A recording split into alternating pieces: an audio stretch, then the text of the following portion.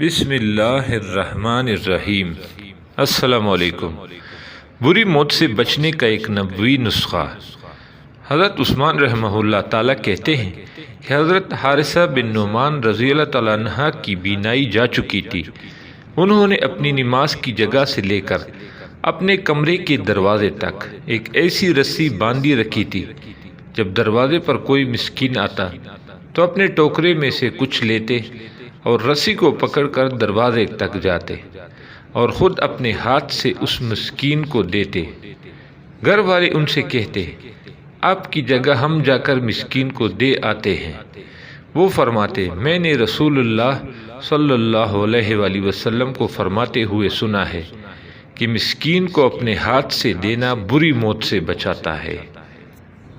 اللہ تعالیٰ عمل کرنے کی توفیق عطا فرمائے، آمین ثم آمین۔